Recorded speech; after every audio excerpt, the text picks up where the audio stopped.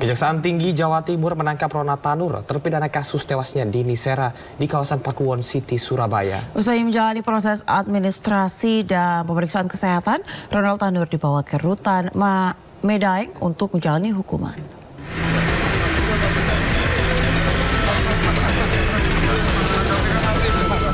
Ronald Tanur ditangkap tim Kejaksaan Tinggi Jawa Timur di rumahnya di kawasan Surabaya, Jawa Timur pada hari Minggu. Eksekusi anak Edward Tanur, mantan anggota DPR RI itu berjalan lancar tanpa adanya perlawanan. Usai dilakukan eksekusi, Ronald Tanur akan segera dijebloskan ke Medaeng atau Rutan Kelas 1 Surabaya.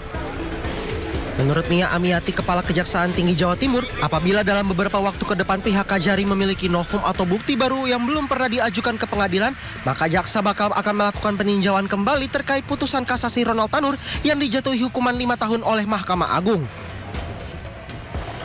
Sesuai dengan yang sudah diketahui teman-teman bahwa Majelis Hakim pada tingkat Mahkamah Agung memberikan keyakinan bahwa terdakwa terbukti bersalah sesuai dengan dakwaan alternatif kami yang kedua, yaitu mengenai pasal 359 KUHP ayat 3. Jadi artinya bahwa di sini terdakwa itu benar-benar terbukti bersalah. Meskipun dari ukuran dari aturan bahwa kami kecewa, ya boleh katakan kecewa, tetapi kami sudah bisa berbesar hati karena yang bersangkutan terbukti bersalah. Itu aja. Yang pertama, terbukti bersalah.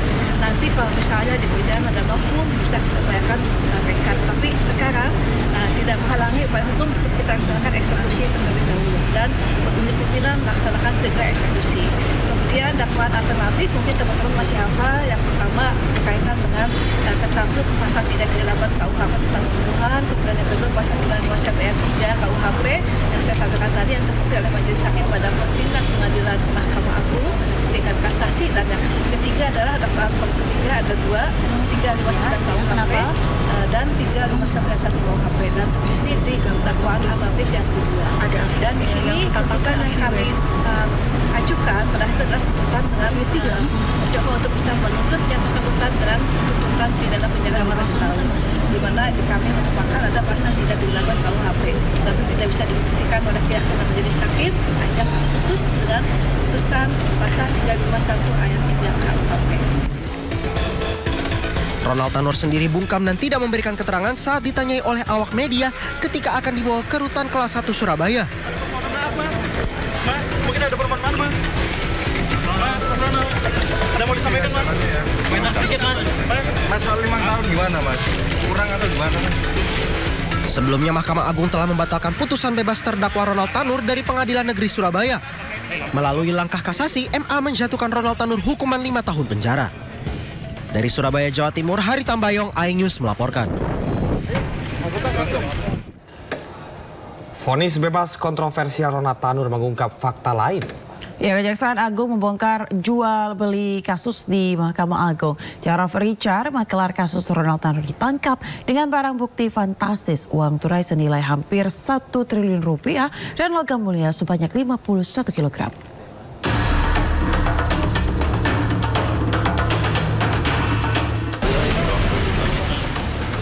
Vonis bebas kontroversial atas Gregorius Ronald Tanur ternyata hanya puncak gunung es. Kejaksaan Agung menemukan kejahatan lebih besar di baliknya, jual beli kasus di Mahkamah Agung. Penelusuran atas aliran dana 3 hakim agung dalam vonis bebas Ronald Tanur mengungkap keberadaan maklar kasus di Mahkamah Agung. Vonis bebas Ronald Tanur diduga diatur oleh Jarod Richard, seorang pensiunan pejabat Mahkamah Agung. Bahkan saat menggeledah rumahnya, Kejaksaan Agung menemukan barang bukti fantastis dari tangan Jarod Richard. Uang tunai dari berbagai mata uang bernilai lebih dari 920 miliar rupiah atau nyaris 1 triliun rupiah. Kejaksaan Agung juga menyita emas logam mulia seberat 51 kg. Saat ini bernilai 75 miliar rupiah. Kian mengejutkan ketika Jarod Richard mengaku mengumpulkan uang itu dari gratifikasi penanganan sejumlah perkara saat masih menjadi pejabat di Mahkamah Agung. Saudara ZR pada saat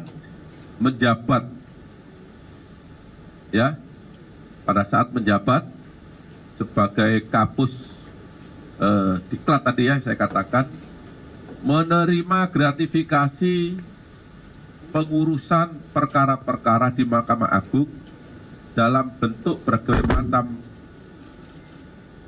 uang, ada yang rupiah, dan ada yang mata uang asing. Sebagaimana kita lihat di depan ini, yang seluruhnya jika dikonversi dalam bentuk rupiah sejumlah 920 miliar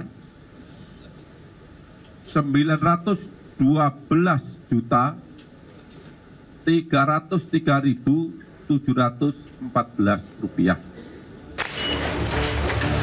Keberadaan maklar kasus di Mahkamah Agung ini berawal dari penangkapan 3 hakim Pengadilan Negeri Surabaya, Heru Hanindoyo, Erin Tuah Damanik, dan Mangapul, beserta seorang wanita pengacara, Lisa Rahmat, atas dugaan menerima suap untuk memvonis bebas Ronald Tanur. Kejaksaan Agung menemukan aliran dana kepada 3 hakim yang melibatkan pengacara Gregorius Ronald Tanur. Setidaknya 20 miliar diamankan dalam bentuk berbagai mata uang. Penggeledahan dilakukan di 3 kota, Surabaya, Semarang, dan Jakarta.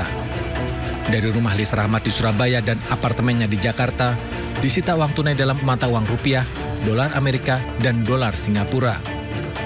Lokasi lain, apartemen Erin Tuah Damanik di Surabaya dan Semarang. Penyidik juga menggeledah apartemen Hakim Hanindoyo di Surabaya. Sedangkan di apartemen milik Mangapul, petugas menyita 21 juta rupiah, 2.000 dolar Amerika, dan 32.000 dolar Singapura. Zarof Richard bukan satu-satunya. Tanpa jaringan kuat, maklar kasus tidak akan dapat bermain di pengadilan, bahkan Mahkamah Agung. Akankah pengungkapan jual beli kasus di Mahkamah Agung berakhir di Zarof Richard? Kita tunggu keseriusan aparat menegakkan hukum di Republik tercinta ini.